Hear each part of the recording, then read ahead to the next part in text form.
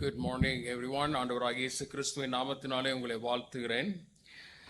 சங்கீதம் 103 7வது வசனத்தை நாம் வாசிக்கலாம். Psalm 103 and verse 7. Psalm 103 and verse 7. அவர் தமது வழிகளை மோசேக்கும் தமது கிரியைகளை இஸ்ரவேல் புத்திரருக்கும் தெரிய பண்ணினார். God made his ways known to Moses. Now, தமது வழிகள் தமது கிரியைகள் ரெண்டு இருக்காங்க. His ways and his acts. வேதாமத்தின்படி நம்ம பார்க்கலாம், unless God reveals, it is tough for us to know him. அவர் தம்மை வெளிப்படுத்தாவிட்டால் அவரை அறிந்து கொள்வது கடினம். வேதாகமத்திலே நாம் பார்க்கும்போது அவர் ஆரம்ப காலத்திலிருந்து தம்மை தேவனுடைய ஊழியக்காரர்கள் மூலமாக தெரிந்து கொண்ட தாசர்களின் மூலமாக தன்னை வெளிப்படுத்தினார் என்று பார்க்கலாம். நான் சொல்லுகிற வார்த்தைகளை வசனங்களை நீங்கள் குறித்து கொண்டால் நலமாயிருக்கும். Right from the beginning, we know that God has revealed himself to us. In Hebrews chapter 1, எபிரேயருக்கு எழுதின நிருபத்தில் முதலாவது அதிகாரத்தில் முதல் 2 வசனங்களை நாம் பார்க்கலாம். அதில் பூர்வ காலங்களில் பங்கு பங்காகவும் வகை வகையாகவும் தீர்க்கதரிசிகளின் மூலமாக பிதாக்களுக்கு திருவுளம் பற்றின தேவன் இந்த கடைசி நாட்களில் குமாரன் மூலமாய் நமக்கு திருவுளம் பற்றினார். Right. In the past, God revealed himself through the prophets. And it says, he revealed himself to the fathers. பிதாக்களுக்கு அவர் திருவுளம் பற்றினார். இந்த கடைசி நாட்களிலே, in this last days, he revealed himself through his son. தன்னுடைய குமாரனாகிய இயேசு கிறிஸ்துவ மூலமாக நமக்கு திருவுளம் பற்றினார். Remember reading in Matthew's Gospel chapter 16. மத்தேயு 16ஆம் அதிகாரத்தில் ஆண்டவராகிய இயேசு சீஷரிடத்தில் ஒரு வார்த்தை கேட்டார். நான் யார் என்று ஜனங்கள் சொல்லுகிறார்கள்? 16ஆம் அதிகாரத்தில் வேதவசனத்திலே 13ஆம் வசனத்திலிருந்து பார்க்கலாம். Who do people say that I am? மனுஷகுமாரன் ஆகிய என்னை ஜனங்கள் யார் என்று சொல்லுகிறார்கள்? Now, and when he asked the question, who do people say I am? And they came up with all kinds of answers. பலவிதமான பதில்களை அவர்கள் கொடுத்தார்கள். பின்பு ஆண்டவராகிய இயேசு சீசரை பார்த்து சொன்னார், நீங்கள் என்னை யார் என்று சொல்லுகிறீர்கள்? Who do you say that I am? Then no one could say anything about him except Peter, to whom Father God revealed who Jesus was. பேதுரு, நீர் ஜீவனுள்ள தேவனுடைய குமாரன் என்று கிறிஸ்து இயேசுவை குறித்து அவர் சொல்லுகிறத தேவன் வெளிப்படுத்தினதை நாம் பார்க்கிறோம். Now, what would Jesus reply and response be? இயேசு பிரதியுத்தரமாக என்ன சொன்னார்? சீமோனே, நீ பாக்கியவான். verse 17, மாம்சமும் இரத்தமும் இதை உனக்கு வெளிப்படுத்தவில்லை, பரலோகத்தில் இருக்கிற என் பிதா இதை உனக்கு வெளிப்படுத்தினார். Flesh and blood did not reveal this to you, but my Father in heaven revealed this to you. Now, revelation is not what we find out. வெளிப்படுத்தல் என்பது நான் கண்டுபிடித்தேன் என்றல்ல, அவர் எனக்கு வெளிப்படுத்தினார். எத்தனை பேர் சொல்லலாம்? நான் கண்டுபிடித்தேன் என்றல்ல, அவர் எனக்கு மனிதன் தேவனை கண்டுபிடித்தான் என்று அல்ல, தேவன்தான் தன்னை மனிதனுக்கு வெளிப்படுத்தினார். மனிதன் தேவனை கண்டுபிடிக்கத்தான் அவன் செய்த பல வழிகளை நாம் பார்க்கிறோம்.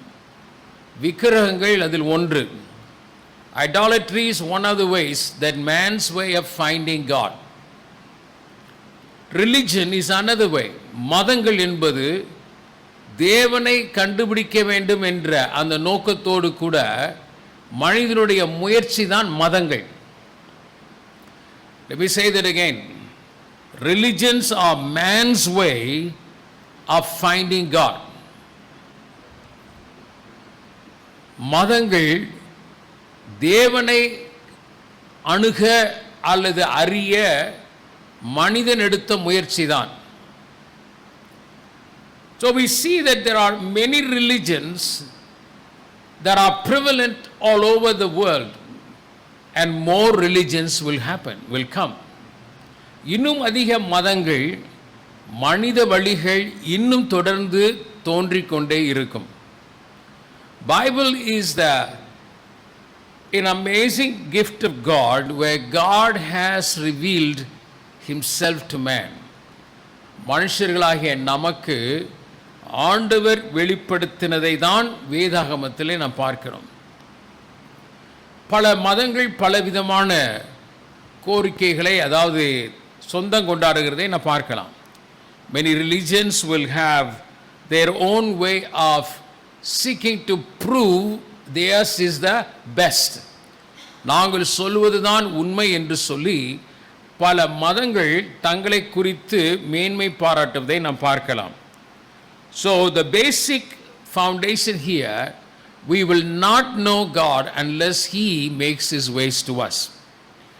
தேவன் தம்மை நமக்கு வெளிப்படுத்தாவிட்டால் நாம் அவரை அறிந்து கொள்வது கடினம், கூடாத காரியம். இதை தேவனுடைய மக்கள் நன்றாக புரிந்து கொள்ள வேண்டும். கர்த்தர் நல்லவர் என்பதை ருசி பாருங்கள் என்று சொல்லப்படுகிறது. Taste and see that the Lord is good. Now how can I taste God is good unless I know who he is?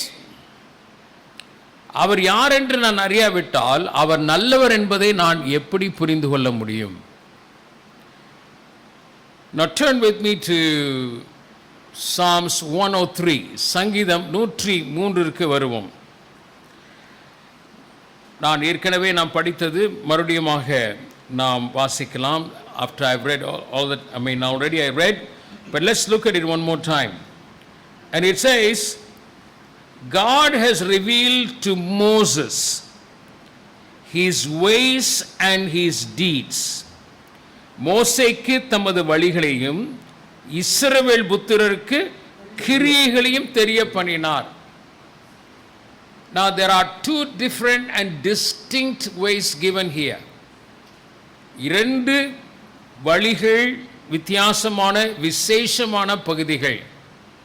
Now for us now, we would want to know God's ways and his works. அவருடைய வழிகளையும் அவருடைய கிரியைகளையும் நாம் அறிந்து கொள்ள வேத வசனத்திலிருந்து நாம் கற்றுக்கொள்கிறோம்.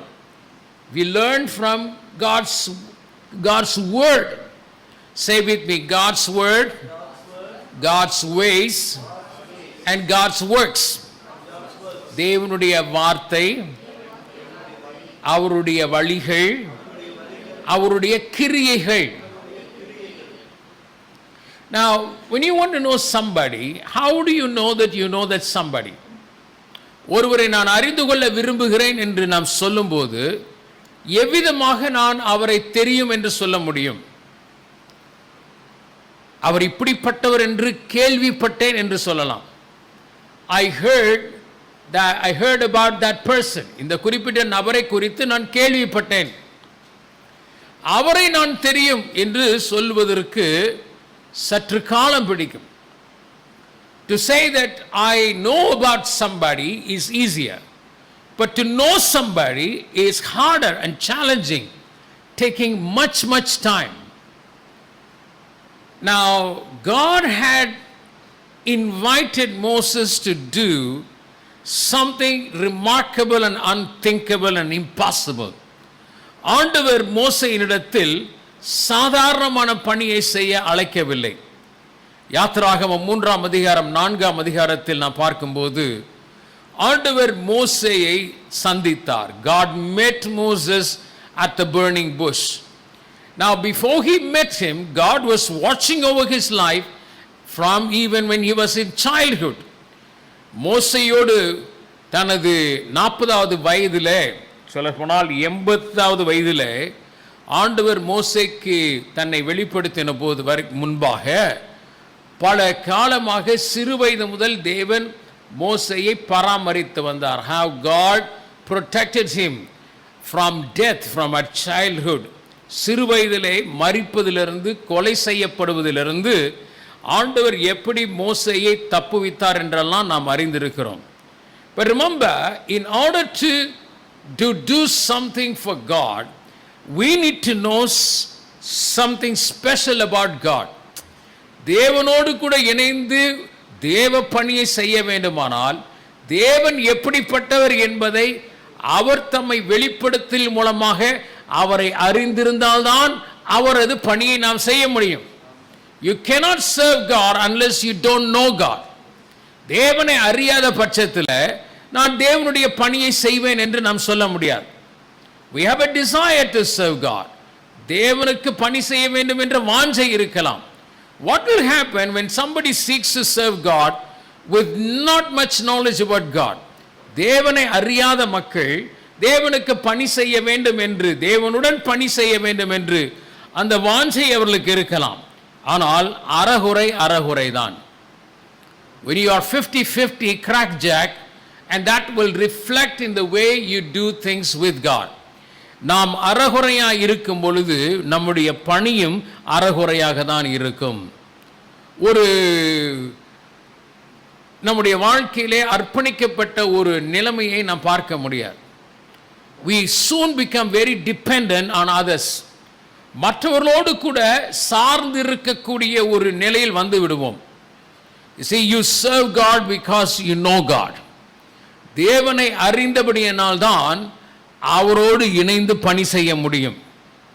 In Daniel chapter 11 verse 32, தானியேல் 11ஆம் அதிகாரத்தில் 32வது வசனத்தில் இவ்விதமாய் சொல்லப்படுகிறது. Those who know their God shall be strong and they will do great exploits. தங்கள் தேவனை அறிந்த ஜனம் பலன் கொள்வார்கள், அதற்கு ஏற்றபடி செய்வார்கள்.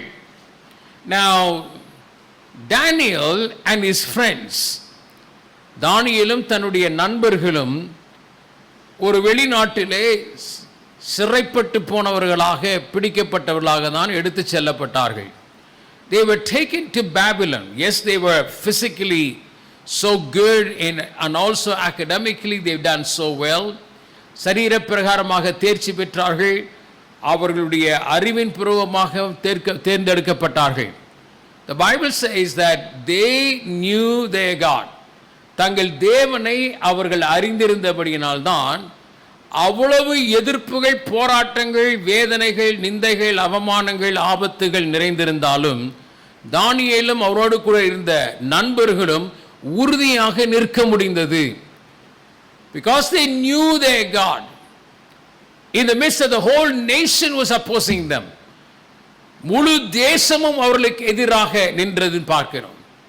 The most powerful man on the face of the earth was threatening to kill them. உலகத்திலே மிகவும் அந்த காலத்திலே வலிமை மிக்க அதாவது ஒரு ராஜா அவர்களை அக்கினியில் போடப்பட அச்சுறுத்தி கொண்டிருந்தான். How could they stand in the midst of such threats and opposition? இவ்வளவு ஆபத்துகளும் வேதனைகளும் உபத்திரவங்களும் எதிர்ப்புகளும் நிறைந்த நிலையிலே சாத்ராக், மேஷாக், ஆபேத்நேகோ, தானியேல் இவர்கள் எப்படி நிற்க முடிந்தது? The answer is 11:32. தானியேல் 11:32 தான் அதனுடைய பதில் இருக்கிறது. Those who know their God, தங்கள் தேவனை அறிந்த ஜனம், அவர்கள் திடன் கொள்வார்கள், பலன் கொள்வார்கள். We lose strength when we really don't know God. தேவனை அறியாத பட்சத்திலே நமக்கு பலன் இருக்காது. Now people become so religious, they think they can do it because they have some experience, they know some A to Z. ஏதோ ஆள்ந்து ஆனா வரைக்கும் சில வார்த்தைகள் எனக்கு தெரியும், நான் ஆண்டவருக்கு ஊழியம் செய்ய போகிறேன். அறிவினாலே ஊழியம் அல்ல, உறவினாலே தான் ஊழியம். You don't serve by knowledge that you gathered, you serve by relationship. Who you know matters most. நாம் யாரை அறிந்திருக்கிறோம், எப்படி அறிந்திருக்கிறோம் என்பது முக்கியம். சங்கீதக்காரனாகிய தாவீது மோசே குறித்து சொல்லும்போது, கர்த்தர் மோசேக்கு தன் வழிகளை என்ன செய்தாராம்? 103 மறந்துடவே கூடாது. இன்னைக்கு நாள் முழுவதும் இதை பார்க்க போகிறோம். 7வது வசனம், Psalm 103 verse 7. God has made his ways to Moses. தமது வழிகளை மோசேக்கு தெரியப்படுத்தினார். When you know the ways of God, you have strength to do what God would want us to do. தேவன் நாம் செய்வதற்கு, நமக்கு கொடுக்கிற கட்டளைகளை செய்வதற்கு நமக்கு பலன் உண்டாயிருக்க வேண்டுமானால் அவரை அறிந்திருப்பது நல்லது, அல்லது அவரை அறிய நம்மை ஒப்பு கொடுப்பது நல்லது. It is good that we commit our life to know God. Apostle Paul, in his writings to Philippians chapter 3 verse 10, பிலிப்பியர் சபைக்கு எழுதின போது, பிலிப்பியர் 3ஆம் அதிகாரம் 10ஆம் வசனத்திலே விதமாய் போடப்பட்டிருக்கிறது, நான் இயேசுவை அறிய விரும்புகிறேன். I want to know Jesus. Philippians chapter 3 verse 10.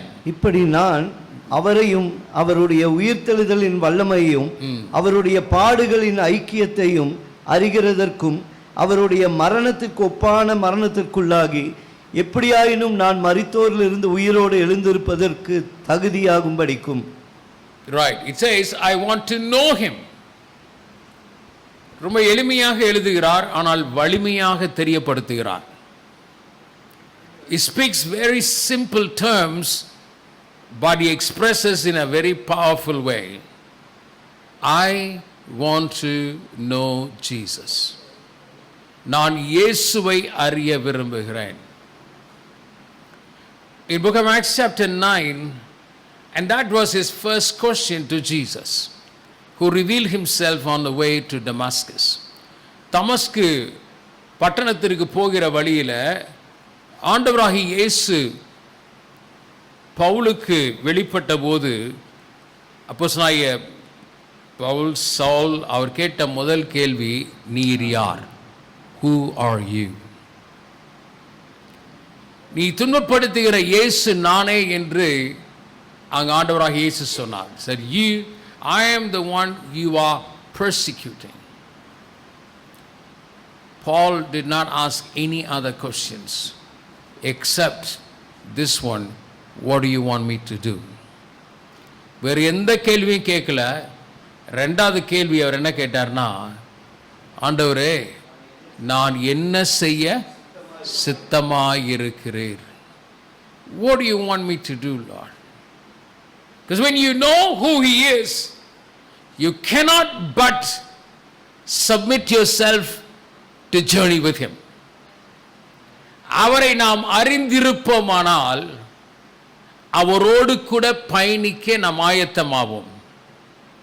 அவரது பணியை அவரோடு கூட செய்ய நம்மை அர்ப்பணிப்போம். நிறைய அறகுறைகள் இருக்கிறதுனால தான் கிறிஸ்துவினுடைய சபை அறகுறையா இருக்கு. There are so many people 50-50 crackjacks. They don't want to know Christ and don't want to know God. They don't want to give themselves to know God and his ways. ஆண்டவரை அறியவும் அவருடைய வழிகளை தெரிந்து கொள்ளவும் தங்களை ஒப்புக் கொடுக்காத மக்கள் தான் இன்று ஊழியத்தில் இருந்தால் எப்படி இருக்கும் பாருங்க. You cannot serve God unless you commit yourselves to know God. It is a continuing journey. ஒரு தடவை நான் வேத வசனத்தை படித்து விட்டேன் என்றால் நான் ஆண்டவரை எனக்கு தெரியும் என்று அல்ல. It is not reading about God in the word of God. தேவனை குறித்து தேவனுடைய வார்த்தையில் வாசிப்பது ஒன்று நல்லதுதான். But the knowledge of God is relationship with God. Knowing God is relationship with God. தேவனை அறிந்து கொள்வது என்பது அவரை நான் அறிவேன் என்ற உறவை குறிக்கிறது. Remember in Acts chapter 19, அப்போஸ்தலர் நடபடிகளில் 19வது அதிகாரத்தில் அங்கு பிசாசு சொல்லுகிறத பார்க்கலாம். சாத்தான் என்ன சொல்லுகிறான்? பொல்லாத ஆவி அவர்களை நோக்கி, இயேசுவை அறிவேன், பவுலையும் அறிவேன், நீங்கள் யார் என்று சொல்லி. 15வது வசனத்தில் I know Jesus, verse 15, I know Jesus and also Paul I know, but who are you? இயேசுவை அறிவேன், பவுலையும் அறிவேன், நீங்கள் யார்? See, enemy responds to authority. சத்துரு அதிகாரத்திற்கு கீழ்ப்படுகிறார். He doesn't respond to the knowledge we have. நமக்கு sophisticated அறிவு இருக்கலாம், knowledge இருக்கலாம். But the enemy does not respond to the knowledge we have, but he responds to the relationship we have. நமக்கு இருக்கிற அறிவை கொண்டு அவன் பயப்படுவதில்லை. நாம் யாரோடு உறவு வைத்திருக்கிறோம் என்பதை பொறுத்துதான் அவன் பதில் அளிக்கிறான். So knowing God is one thing. No, experiencing his goodness is another. அவருடைய நன்மைகளை நாம் அனுபவிப்பது என்பது வேற. The people of Israel, they enjoyed the goodness of God, but they did not know God.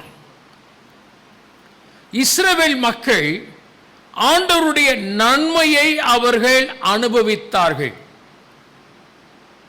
அவருடைய விடுதலையை அனுபவித்தார்கள், அவருடைய மீட்பை அவர்கள் அனுபவித்தார்கள், அவருடைய பாதுகாவலை அனுபவித்தார்கள், அவரால் போஷிக்கப்பட்டார்கள். The Israelites, they were released, redeemed and delivered from the clutches of Pharaoh and from the slavery of Egypt. They were miraculously delivered, protected and provided for 38 years or more. 38 வருஷங்களுக்கு மேலாக அவர்கள் பராமரிக்கப்பட்டார்கள். They were taken care. How many of our children turn to us saying, you don't understand me? நம்ம பிள்ளைகள், நாம வளர்த்தெடுத்த பிள்ளைகள், நாம் பராமரித்த பிள்ளைகள் நம்மையே திரும்பி பார்த்து என்னை நீங்கள் புரிந்து கொள்வதில்லை என்று சொல்கிறார்களோ?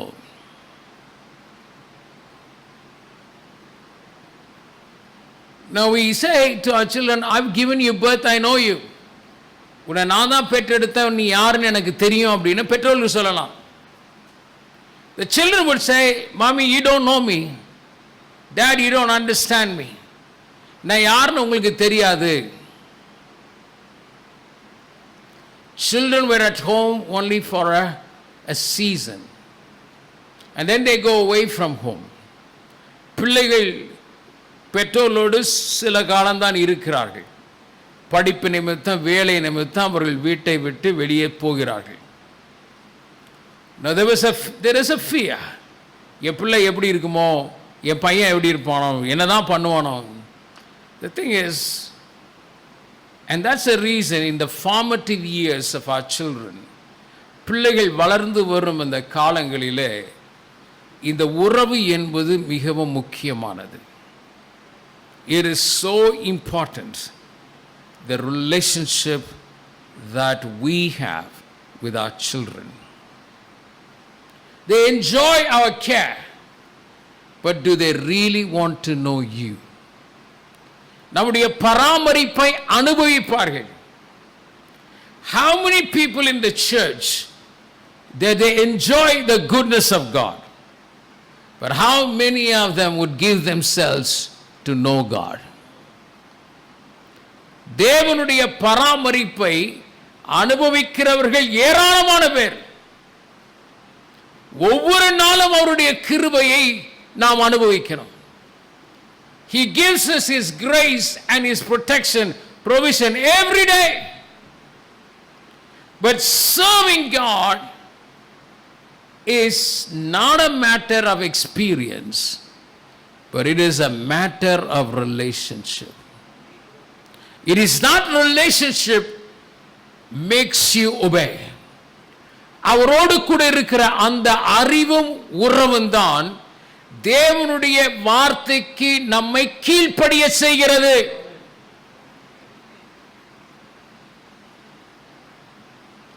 ஏன் சில பேர் ஆண்டவருக்கு கீழ்ப்படுகிறார்கள், சில பேர் கீழ்ப்படிய முடிவதில்லை? They have more knowledge of the world. இவ்வுலக அறிவு அவர்களுக்கு அதிகமாக இருக்கிறது. அது தப்பா பாஸ்டர் அப்படின்னு கேட்கலாம். You may ask me, is it wrong to have worldly wisdom? Your worldly wisdom is good for the world. உலக அறிவு உலகத்துக்கு தான் உதவும். But if you want to move on with God, you need to know God. தேவனோடு இணைந்து தேவ பணியை செய்ய வேண்டுமானால் அவரை அறிந்திருப்பது நல்லது. Now how do I know God? I cannot know God unless he reveals himself to me. அவர் என்னிடத்தில் எனக்கு அவருடைய வழிகளை தெரியப்படுத்தாவிட்டால் நான் அவரை அறிய முயற்சிப்பது கடினம். Now we thank God for the scripture. தேவனுடைய வார்த்தைக்காக நாம் நன்றி செலுத்த கடமைப்பட்டிருக்கிறோம். Do you know how many people, ministers of God and men and women of God, have sacrificed their lives so that the scripture can be found in our hands? நம்முடைய கரங்களிலே தேவனுடைய வார்த்தை இருக்கத்தக்கதாக நூற்றுக்கணக்கான தேவ பிள்ளைகள் தங்களுடைய ஜீவனை பலியாக ஒப்புக் கொடுத்திருக்கிறார்கள். நீங்கள் தேவ வார்த்தை மொழிபெயர்க்கப்படத்தக்கதாக முயற்சித்து தங்கள் ஜீவனையே இழந்தவருடைய பட்டியல் ஏராளம். There are so many people who gave their lives before God to bring the word of God to us. And I find literally those who wish to know God, they value the word of God. தேவனை அறிகிற மக்கள், விரும்புகிற மக்கள் தேவ வார்த்தையை மதிக்கிறதை நான் பார்க்கிறேன். Those who don't care about God, they care less about the word of God. தேவனுடைய வழிகளை தேவனை அறிய விரும்பாதவர்கள் தேவனுடைய வார்த்தையையும் மதிப்பதில்லை. There is a scripture in Proverbs chapter 13 and verse 13. வாசிக்க வேண்டாம், because it's very hard word. நீங்களே அமைதியாக வாசிக்கலாம். நீதிமொழிகள் 13:13 இதை காலையில் படிக்கிறது ரொம்ப கஷ்டமாக தான் இருக்கும், படிக்க வேணாம், நீங்களே சொந்தமாக படிச்சுக்கோங்க, சரிங்களா? 13 என்பது நல்ல நம்பர் தான். It is a good number. What does it say? I will read. திருவசனத்தை அவமதிக்கிறவன் டேஷ். அடுத்த பகுதியை நம்ம படிக்கிற ரொம்ப சந்தோஷப்படுவோம். கற்பனைக்கு பயப்படுகிறவனோ பலன் அடைவான். It's not my word. This is God's word. Whoso despise the word shall be dashed. But he that feareth the commandment shall be rewarded. என் கற்பனைக்கு நடுங்குகிறவனையோ கர்த்தர் நோக்கி பார்க்கிறார். God looks upon a person who respects, honors God's word. So what do we learn today? We'll continue the revelation of God. It is the goodness of God given to us in revelation of God. தேவன் தம்மை குறித்து நமக்கு வெளிப்படுத்தின விவரம் அவரது நன்மையாக இருக்கிறது. ஆமென். So Moses would say, I cannot bring it all that today, but later on, either today or tomorrow, we'll look at it. Now let's turn to one scripture before we go. இன்னொரு வசனத்திற்கு நாம் போகலாம். யாத்திராகமம் 33-34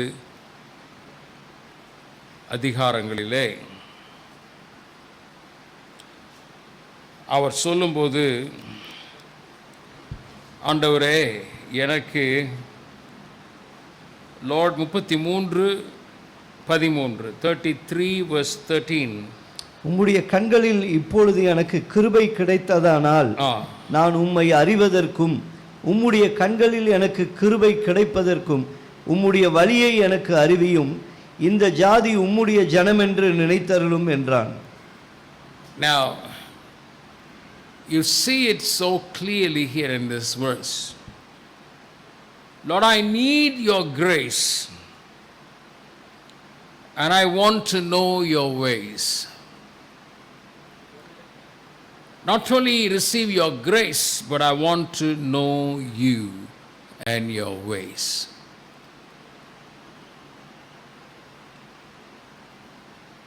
And God said, verse 14, my presence will go before you. என் சமூகம் உனக்கு முன்பாக செல்லும்.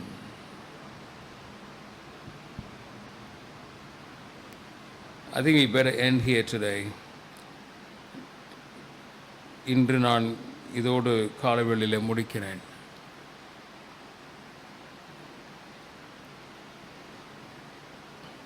Let us not become those who just enjoy God's goodness and never care to know who He is. அவருடைய நன்மைகளை கிருபைகளை அனுபவிக்கிறவர்களாக மாத்திரமல்ல, அவரோடு இணைந்து மனிதன் தன்னுடைய சொந்த பலத்தினாலே செய்ய முடியாதவைகளை தேவ பலத்தினாலே செய்து முடிக்க அவரை அறிவது நலம். We can either be a consumer, consuming the goodness of God and the provision of God, or we can become a partner with God and serve His purpose in our day and generation. The choice is ours. நாம் தெரிந்து கொள்ள வேண்டிய முக்கியமான பகுதி. Let's pray. நாம் ஜெபிப்போம்.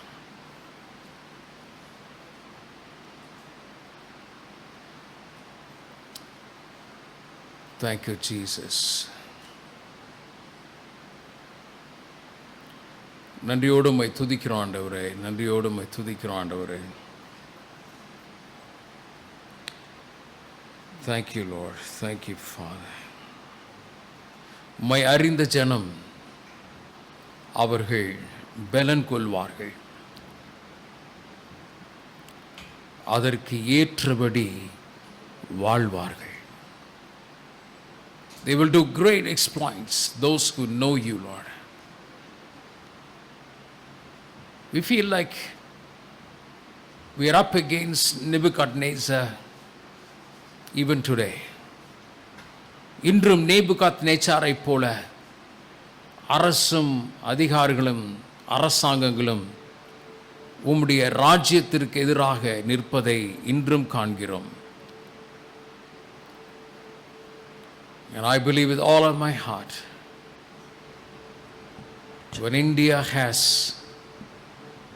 ministers and people of God who know their God, they will do great exploits. தங்கள் தேவனை அறிந்த ஜனம் இந்தியாவில் பெருக பெருக பெருக இந்த தேசத்திலே இந்த தேசம் தேவன் யார் என்று அறிந்து கொள்ளும். That this nation would know, as Nebuchadnezzar would say, Shadrach, Meshach, Abednego's God, He is the highest, higher than any other. Shadrach, Meshach, Abednegoவின் தேவன் அவர் பெரியவர் என்பதை நேபுகாத்நேச்சார் அறிக்கை செய்தது போல, தானியேலின் தேவனே தேவன் என்று தாரியு ராஜா அறிக்கை செய்தது போல, as Darius the king acknowledged and proclaimed God of Daniel. God, we pray the same in our lives and generation. Maybe not settle down for 50-50 in the அரகுர வாழ்விற்கும் அர்ப்பணத்திற்கும் எங்களை விலக்கி காத்திரணும் ஆண்டவரே. God, help us to go all the way. உம்முடைய வழிகளை, உம்முடைய கிரியைகளை மோசேக்கு தெரியப்படுத்தினது போல எங்களுக்கும் தெரியப்படுத்த வல்லவராயிருப்பதற்காய் ஸ்தோத்திரம். Holy Spirit, how many of us here today say, God, I want to know you, Lord? எத்தனை பேர் இந்த காலவேளையில் ஆண்டவரே நான் உம்மை அறிய விரும்புகிறேன், உம்முடைய வழிகளை அறிய விரும்புகிறேன். I want to know you, Lord. I want to know the wonder works of உம்முடைய அற்புதமான கிரியைகளை அறிய விரும்புகிறேன் ஆண்டவரே. I want to know your word and your works and your ways. உம்முடைய வார்த்தையும் உம்முடைய சத்தியத்தையும் உம்முடைய வழிகளையும் நான் அறிய விரும்புகிறேன். May I become stronger in you, Lord. Oh, Holy Spirit, praying over the body of Christ, over every minister, ஒவ்வொரு ஊழியர் மேலும் ஜெபிக்கிறோம் ஆண்டவரே, ஒரு சபையாருக்காய் ஜெபிக்கிறோம் ஆண்டவரே. How many times we settle down for so little. எவ்வளவு தடவை ரொம்ப சின்ன சின்ன காரியத்துக்கு எங்கள் வாழ்க்கையை ஒப்பு கொடுத்து மேலானவைகளை நாங்கள் விட்டு விடுகிறோம். As Paul would say that I consider everything a loss to knowing the surpassing greatness of Jesus. சர்வவல்ல இயேசுவை அறிவதற்கு நான் எல்லாவற்றையும் குப்பையும் நஷ்டம் என்று எண்ணினேன் என்று சொன்னது போல, God, we submit ourselves to your grace and to your leading. Thank you, Holy Spirit, for walking with us. பரிசுத்த ஆவியானவரே, எங்களோடு கூட நீர் நடப்பதற்காய் ஸ்தோத்திரம். எங்கள் மத்தியில் நீர் வாழ்வதற்காய் ஸ்தோத்திரம். Thank you for teaching us, Holy Spirit. Thank you, Lord, for making us strong. உமக்குள்ளாக எங்களை பலப்பட வைப்பதற்காக நன்றி. Oh, Holy Spirit. Thank you, Holy Spirit. Thank you, Jesus. May this fellowship, not only here, but those who hear, இங்கே மாத்திரம் அல்லாண்டவரே, இந்த வார்த்தைகளை கேட்கிற யாவருக்காய் ஜெபிக்கிறேன். Let there be a deep desire, an unquenchable thirst to know you and to serve you. உம்மை அறிவதற்கும் உம்மோடு கூட பணி செய்வதற்கும் மேலான ஒரு வாஞ்சையோடு அர்ப்பணத்தோடு எங்களை அர்ப்பணிக்கிறோம் ஆண்டவரே. நான் அடைந்தாயிற்று என்று அல்ல, not that I have achieved already, I press on. நான் முன்னேறி செல்கிறேன். Holy Spirit, stir up your people of Father. உடைய ஜனத்தை நீர் தட்டி எழுப்புவீராக. Oh God, Shaka Babala Karabari Tanabalari Umiri Bara Kurabalatana Ritana Raduru Sheke. Thank you for your goodness, Lord. உடைய நன்மைகளுக்காய் ஸ்தோத்திரம் ஆண்டவரே. May we just not stop at consumers. நாங்கள் அனுபவிக்கிறவர்களாய் மாத்திரமல்ல, உம்மோடு கூட இணைந்து உம்மை அறிவதற்கு மாத்திரமல்ல, உம்மோடு இணைந்து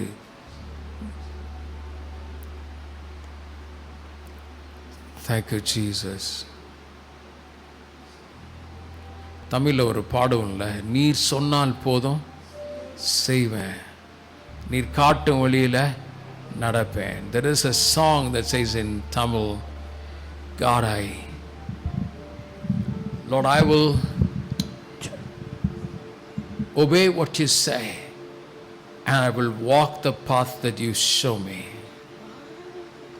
நீ சொன்னால் போதும் செய்வேன், நீர் காட்டும் வழியில் நடப்பேன், உம் பாதம் ஒன்றை பிடிப்பேன், என் அன்பு இயேசுவே. நீர் சொன்னால் போதும் செய்வேன், நீர் காட்டும் வழியில் நடப்பேன், உம் பாதம் ஒன்றை பிடிப்பேன், என் அன்பு இயேசுவே. ஆராதனை இயேசுவுக்கே, ஆராதனை இயேசுவுக்கே, ஆராதனை இயேசுவுக்கே, ஆராதனை இயேசுவுக்கே. நீ சொன்னால் போதும் செய்வே, நீ காட்டும் வழியில் நடப்பே, உம் பாதம் ஒன்றை பிடிப்பே, என் அன்பு இயேசுவே. நீர் சொன்னால் போதும் செய்வே, நீர் காட்டும் வழியில் நடப்பே, உம் பாதம் ஒன்றை பிடிப்பே, என் அன்பு இயேசுவே. ஹல்லேலூயா.